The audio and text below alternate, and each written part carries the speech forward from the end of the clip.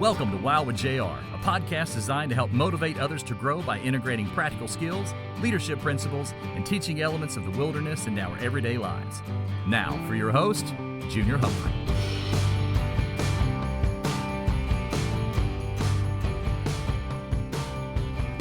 Hey guys, welcome back. So glad you are here with us. Thank you for sticking around. So happy to be back on the podcast. As most of you know, we've had a long sabbatical here. A lot of life happened, life change, a lot of growth, and we'll get into that in other podcasts. But it's good, it's healthy, it's got us to where we are today as a company for W.I.L.D. And this platform, W.I.L.D with JR, allows me to kind of help teach you guys and continue to pour into you guys, but also direct you back to the mission we have over at W.I.L.D. So that being said, today is a special podcast because we're going to talk about the birth, the origin, the foundation, the formation of W.I.L.D and what it is today. So that being said, let's dive in, and we're going to hop in our little time machine here, and we're going to go back to a quick stop at 2017 real fast and just let you know that we're going to get here again, but we're going to go further back in time. But 2017 is where W.I.L.D kind of took the twist for the journey that it's on today. So backtrack a little bit more. This is an awesome place here. Here we are back in time at Cameron Boys Camp. This is a wilderness therapeutic camp in North Carolina that I was blessed to be a part of. And this camp was really cool, and it's there's several around the country. It was really cool to be at the gatherings of all these camps that come together. But these camps are designed, there's some for boys, some for girls, but they are designed to help retransition kids back into society per se. So it may be a troubled child that is in the court system or court ordered to be there as a last-ditch effort before they go to jail. They're aging out and they've been in and out of the system, or maybe they're in foster care and couldn't find placement, wanted to try something different. Maybe it's someone that just signed up and said, hey, I want to better myself. There was those cases, but it was a really beautiful place. We were able to pour into them. The extent of camp was a year's stay. Minimum 18 months was your minimum stay, and then you graduated. It was a program you went through, not just a day camp you came to. But at camp, I learned a lot, did a lot, and as a counselor, we called ourselves chiefs there. As a chief at camp, I learned a lot from the kids, from the environment, from the way we ran things and did things. It was a wilderness camp.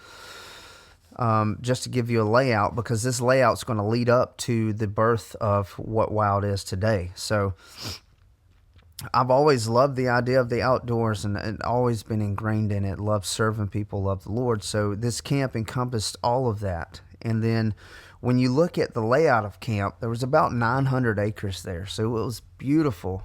Can't give too much information out because it was still a private thing. A lot of kids are there as a protective service as well. We couldn't have a whole lot of outside contact. But a day in the life of camp is you wake up, you have your chores, you do your stuff, and you also have your educational component, then your playtime, those type things. It's a lot more structured than that. I'm just briefing through it. But the way camp was laid out, this is where it's really going to start to unfold. So the way camp was laid out, you had a long driveway to get to the main office. Then at your main office, you had, there was several trails to several different campsites. I was part of the ranger campsite, so I was like from, I think it was 12 or 13-year-old up to 18-year-olds in our group. But just think of the main office as your starting point. And then you had, I don't remember the length of the trails, but they were very long. A ton of walking. You get miles of walking in a day, walking all over camp. But we had a mess hall or a chow hall that was a little ways down from camp.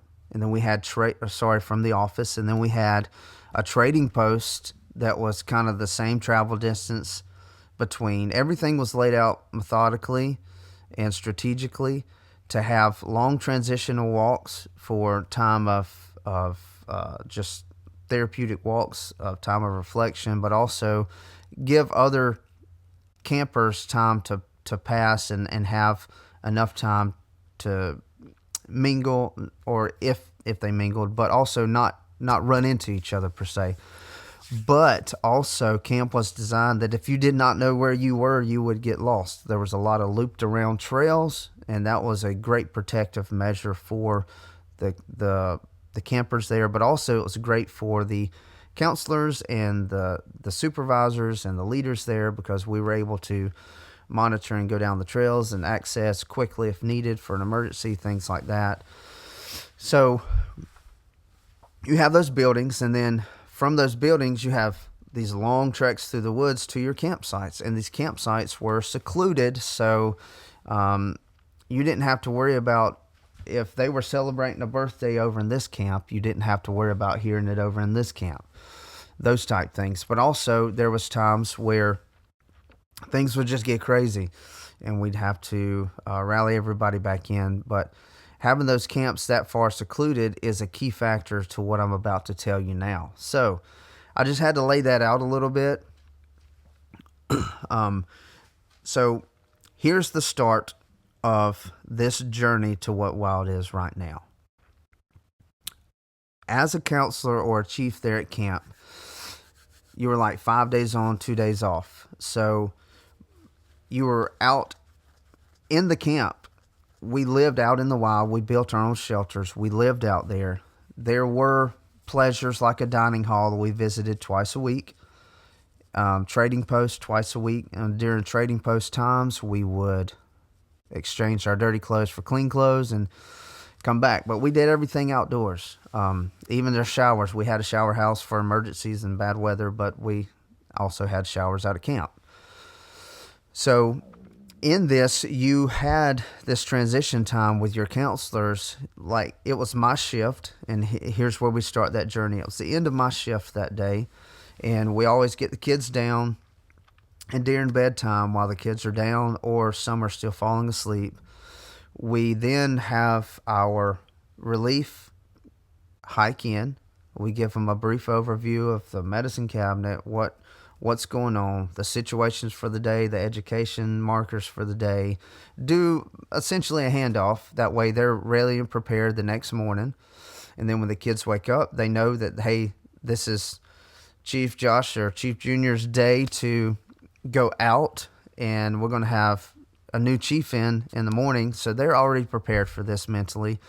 So during that transition, we hike back out. And a lot of times at night, I would not even use my headlamp because the moon would shine so bright. But this particular night that it all came to be, it was pouring rain. That's just part of it. You live in it, and you're a part of it. So I was hiking out on this trail. It had been raining for a couple of days now, so you can imagine how mushy and marshy it is in the woods already. And then with the temperature changes and us being in the mountainous area and the different ecosystems, like, seems like there were several different ecosystems in that one little area. But the fog was low-laying fog, and it was very dense. So I'm trekking through these woods, and I used my headlamp a little bit, but it's hard to see because for anyone who's ever done anything outdoors in the fog, a headlamp, no matter how low the beam is, it's just going to put a blanket window in front of you. You can't see. So I was thinking of fog lights, and I clipped it to my belt just to light up enough on the path that I could see, but it wouldn't affect my view. But it still did, because that light beam radiates and reflects and all that scientific stuff.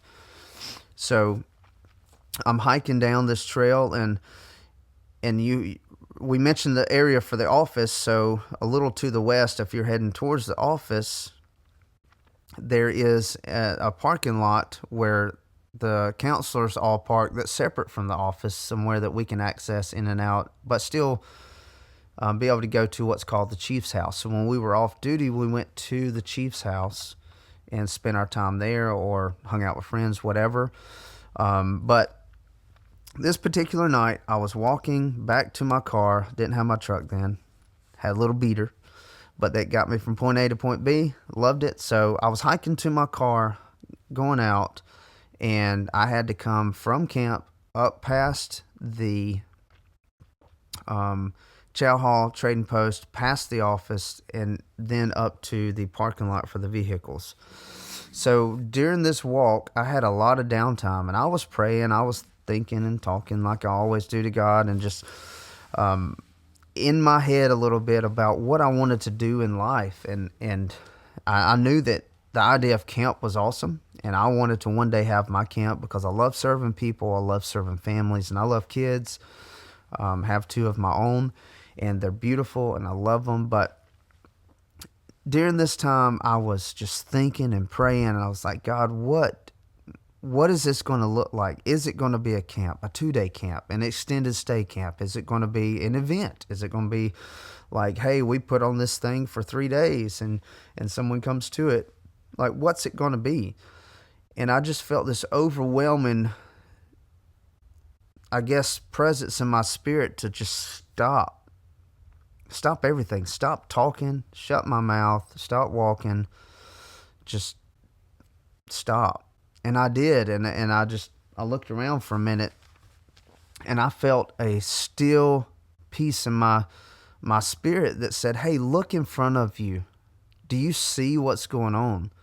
And I'm battling with my thoughts here. Like, God, is this you talking to me right now? Am I overthinking this? Am I being a weirdo at the moment? But I just felt God revealed to me, hey, look in front of you. And so I did, and all I saw was fog. I couldn't see anything. So I held my hand up in front of my face. And just looking and seeing how dense it was, it just reminded me of the place in Scripture where it talks about the temple being so thick and filled with the Holy Spirit that the physical beings had a hard time entering because the presence of God was so thick. And my spirit just felt so good at the moment because I was like, God, this is you telling me just to look around and see you. And he did. And that's what I felt in the moment. And I felt, hey, just this overwhelming thing that God is everywhere. So in that moment, and this is ironic, but this is where the first name for W.I.L.D started, and it was FOG, F-O-G, focus on God, because I felt God told me in that moment, you focus on me, everything else will fall into place. I've got you on a learning journey right now. I've got you on an excursion to gain information and tools that you need, and when the time comes, it will come. So I was excited. I went and I shared that with people. So first, let me backtrack a little bit. I get to my car, get to Chief's house, and Chief's house is about 2 miles down the road from there. It's pretty easy walk or bike ride or whatever. I just chose to drive. But I get back and nobody else is there. The chiefs that are off duty are either out getting dinner or visiting family. So I was like, I got to tell somebody. So I called my mentor at the time. It was back in Georgia because I'm in North Carolina. And I said, hey, buddy, I know it's late, but this is what I am thinking and feeling. And I felt like this is what God revealed to me. And he encouraged it. And instantly then I got all ahead of myself and in my own way because I started writing. I didn't go to sleep till about 2 a.m. And it was about probably 8:30, 9 o'clock when I left the campsite and everything. So I'm up just writing pages after pages of what it would look like if it was this, what it would lay out if it was this, the what bands we would have come in, those type things, and really got to just overwhelming with it. And I was like that for the next month or two. And then finally I was like, I really want to see this happen, but it wasn't going anywhere. So I kind of started talking to my counselors and or my co-counselors or co-chiefs and supervisors, and then there's, hey, pray about it and keep, just because the vision was revealed doesn't mean it's ready yet. And I remember back to what I felt. It's, hey, when it's ready to happen, it'll happen. So we're going through this, and then my serve time at camp was up, so I came back home. And at that time, I was part of a church, and I played in the youth band and the college band, and I helped with the trips and stuff, and just a part. And I was battling being in and out of church at that point too, so a lot was going on. But I still had in the back of my mind, hey, I want to make this happen. So just kept going through it, and going through life and just planning as if it was going to happen tomorrow. And then ended up getting other jobs. Obviously, got to make money. So one of my jobs I was at, I then got approached. Kylie, who's now my wife now, both of us got approached. And it was really cool because it was an interview for her to be hired at a church, but I went with her. And I got hired on the spot as well to help with youth and worship. So I was like, man, this is cool. So this might be my open door into this ministry thing that I'm thinking about. And then some time passed, and this is around that 2017 marker that it really hit. I know I jumped in time a little bit, but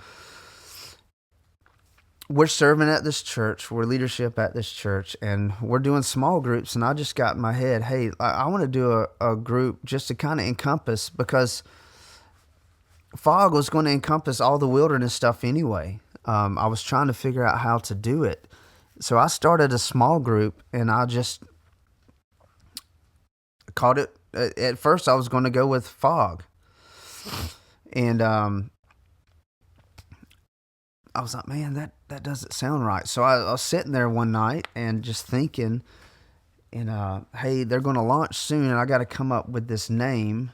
And this was like a month or two before small groups launched, and I was like, I'll just call it W.I.L.D. W.I.L.D. with JR.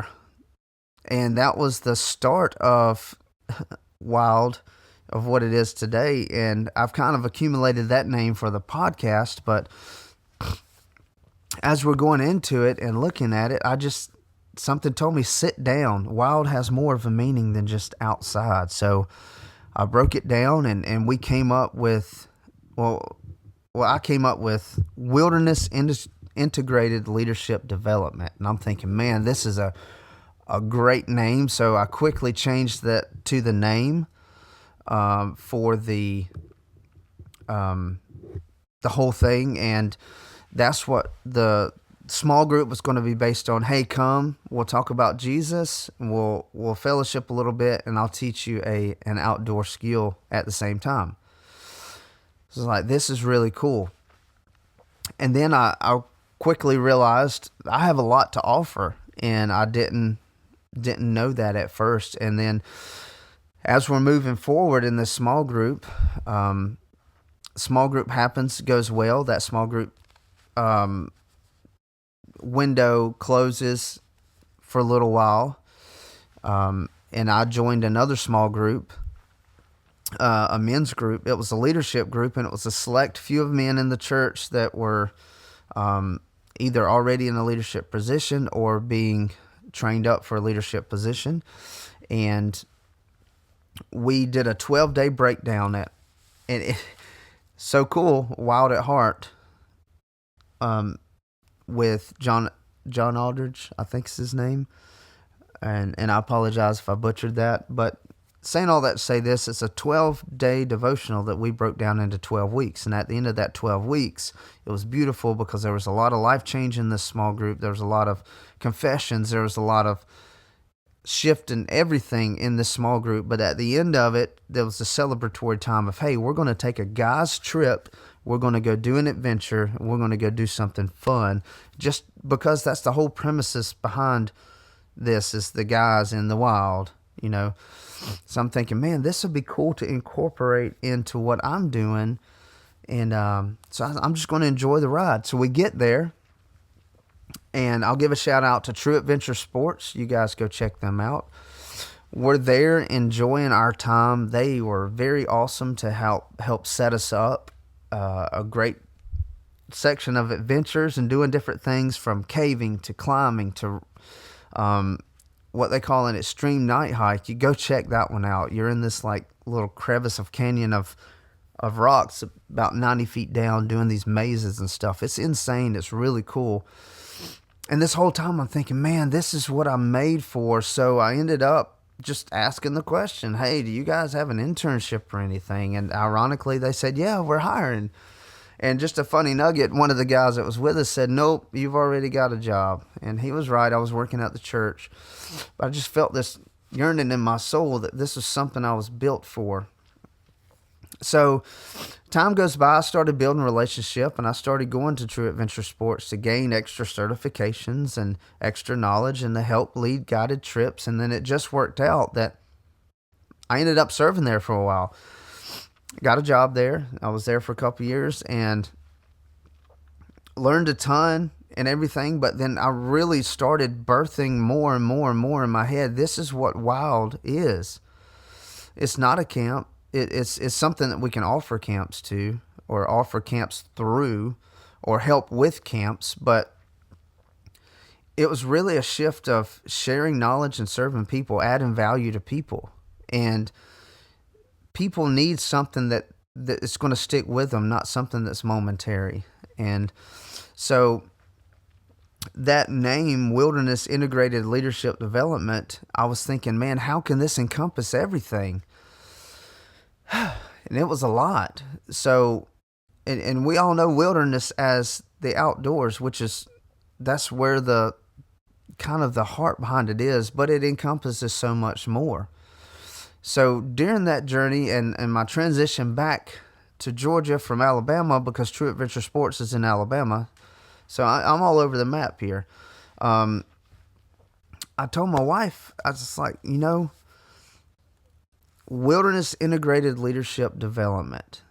I have been dreaming up this thing for a while, been working on this thing for a while, and it hit me. I am in a season of wilderness. Take this back to Scripture. God uses that wilderness time to build you up before your great mission, before your great task, before your great assignment, before your great anointing. Think Jesus himself even spent 40 days in the wilderness. It's very important and very vital. So I was thinking, you know what? This whole time of growing for me is my wilderness time right now. From the start of me being a kid outdoors at a young age to even having this fire put on me about doing this, and now it growing to what it is now. So when we look at W.I.L.D, I want to pause right here and break down the name, Wilderness Integrated Leadership Development. Wilderness, yes, that is talking about the outdoors, and it is talking about all those things that it encompasses, but it also represents your journey. So it has a twofold meaning. So it's that journey of your season of growth, or either it's the outdoors, the two put together, integrating into your leadership development. And that development is always ongoing. It is for us here at W.I.L.D. It is for anybody who's on our team or a part of us. We know that education does not stop. Knowledge is like, there's so much knowledge out there to gain. I was trying to think of the right words, but couldn't. We know that it's an ongoing thing. So development is a lifelong journey in itself. But when you integrate that, either that season of growth of finding out who you are and what your avenue is, or even that wilderness component to like some of the services and classes we offer, it is such a beautiful thing. So bring this back around. I really started hitting hard on this a lot more. And then that's when I started the podcast, W.I.L.D with JR. And I was thinking, man, I want this to be a launch pad and just start sharing some of this knowledge. And in the meantime, I had gained more certifications, more exposure. I've met more people, networked more. So it came to be, hey, this is really cool. I like wilderness medicine good enough. Let me get into EMS. And so EMS was a part of that journey as well. And I really wanted to, back in 2020, kind of start doing something. We were still in Alabama. I wanted to start doing something with it, but it wasn't the right time. So here we are, 2026 right now. Okay. Really in 2023, 2024, I guess right. Yeah, it was about 20. It was right before my son was born. He was born in 2023. I really, really, really started hounding down on this thing hard and really said, you know what? I have so much to offer. I'm in EMS at this point. I've gotten my wilderness EMT. I've also gotten my CPR instructor. I want to start teaching these people these things to add value to them, to be an asset, but to help them on their journey. So we just kept growing it and growing it and growing it. And now W.I.L.D is a beautiful thing. We're a training center / network. So what we are now is kind of home base for us. And this is where we're going to start playing the game now. So we offer classes, we offer adventures, we offer events, everything from a speaking event to your church, to your youth group, to whatever you have, to teaching you first aid, CPR, wilderness medicine, that's wilderness first aid, and the list goes on there, to other events like team building for your company. We can do leadership, outdoor leadership training. We can come do leadership training for your company. We can do consults. There's a ton that we do. We also have some specialty services, one that in particular that we created. I don't want to dive into that here because that's not what this episode is about, but we will dive into that and break that down because it's a beautiful thing that can be used and save a lot of lives. So, but there's a ton we offer, but the biggest thing for us is building a team and a network of like-minded people and adding value to people. We know what our value is. We know what knowledge and stuff we have, and that's what we want to turn around and give back. So W.I.L.D is more than a company, it's a community, and we love that. So when we look at it today of where W.I.L.D has come, it's totally different. It started out as an idea for a youth camp per se, and now has grown to a full-fledged company that can still do the youth camps. We can still go out and teach shelter building, fire building, or team building, whatever, to a youth camp. But now we can also add value to an expedition medic or a hiker or a family that says, hey, I take fishing trips all the time. I'd like to know what to do if someone drowns. We have private lifeguarding for hire. We have so much stuff. Check out our website, wildernessild.net. You can even go in there and look at the About Us page. It tells our qualifications. It tells our journey, who we are, what we do. But saying all that to say this, that is who we are as W.I.L.D. And I'm honored to be a part of it.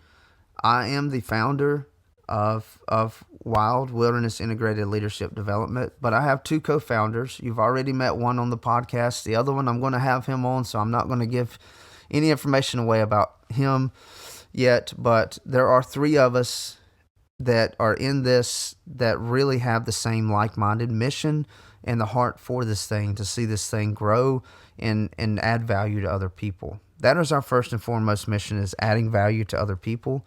But it's great to let that be a part of our life and a resource of income for us as well in our lives, doing something we enjoy doing, something that we love.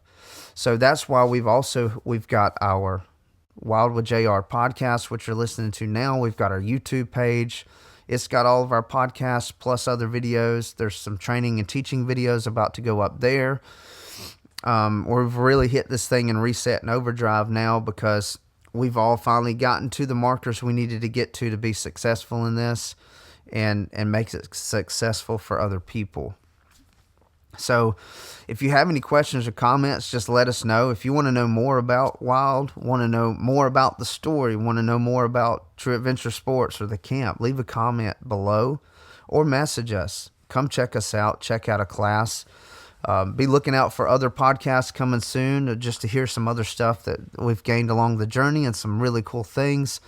We've been blessed with a lot of awesome connections, and so those will come up in other podcasts, but leadership too. Leadership is a huge thing of ours, so we want to help ingrain that and make sure that you are getting good leadership nuggets and good information and being able to turn around and share that with other people. But as we always say, we love you. We thank you for just being a part and sticking with us. But as always, stay true, stay wild. You've been listening to W.I.L.D with JR. Join us next time for more insight and encouragement to help you live out your full leadership potential.